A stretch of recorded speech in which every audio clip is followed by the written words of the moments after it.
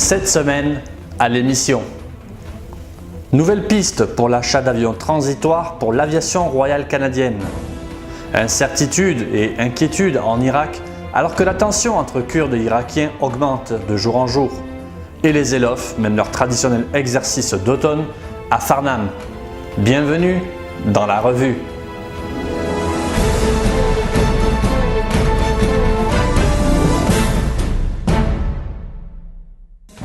La saga du remplacement des CF-18 se poursuit et pourrait presque devenir un film hollywoodien. Avec la plainte de Boeing contre Bombardier, il est devenu presque impossible pour le gouvernement canadien de maintenir sa décision d'acheter 18 Super Hornet de Boeing pour une flotte intérimaire. À la recherche d'une nouvelle solution, c'est peut-être du côté de l'Australie qu'il faut se tourner, alors que l'aviation royale australienne doit se débarrasser l'an prochain de 24 F-18 avec moins d'heures de vol que les Canadiens. Plusieurs ont soulevé une inquiétude de ne pas voir les mêmes problèmes qu'avec l'achat des sous-marins usagés britanniques, mais cette fois, Service Public et Approvisionnement Canada indique qu'il n'en serait rien, puisqu'avec moins d'heures de vol que les Canadiens, les avions australiens pourraient voler encore de nombreuses années.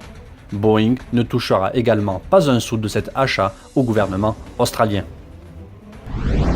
Le Canadien Joshua Boyle, sa femme et ses enfants ont été libérés des talibans cette semaine qui les retenaient au Pakistan depuis 2012.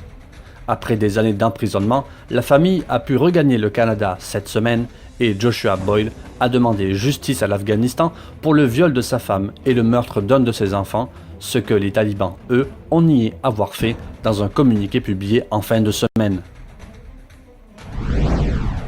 Avec le transfert en 2016 de l'hôpital fédéral Sainte-Anne au réseau de la santé québécois, la fondation de l'hôpital Sainte-Anne a décidé d'effectuer aussi une transition et est devenue officiellement cette semaine la Fondation québécoise des vétérans.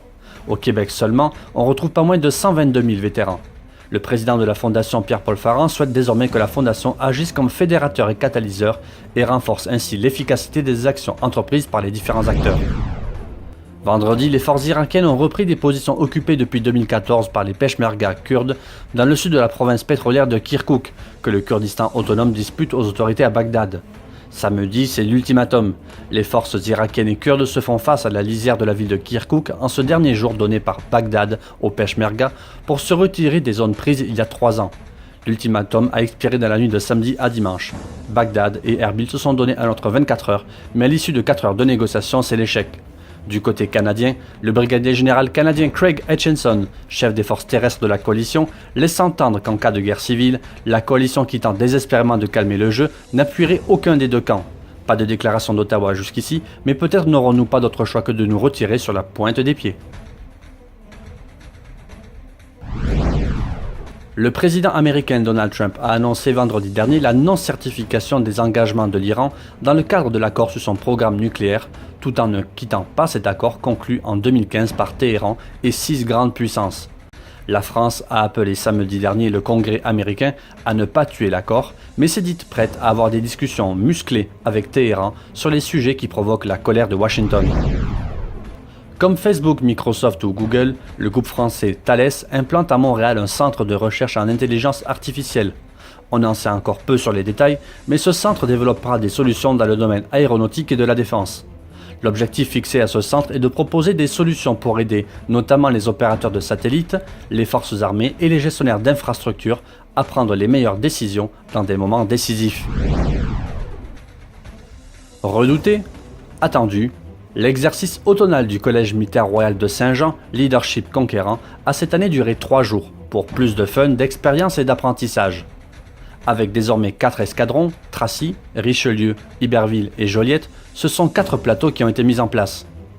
Le champ de tir, la piste à obstacles et le feu et mouvement, le stalking, un exercice de sniper, et la navigation. Chacun de ces exercices renvoyant évidemment à des compétences nécessaires au sein des forces. L'état-major du collège a également mis en place cette année un jeu de guerre nocturne. Le but, 2 équipes s'affrontent dans un scénario tactique afin de voler le drapeau ennemi dans son poste de commandement et faire si possible des prisonniers. Voilà, merci d'avoir regardé cette revue de l'actualité de la semaine du lundi 9 au dimanche 15 octobre. Rendez-vous la semaine prochaine.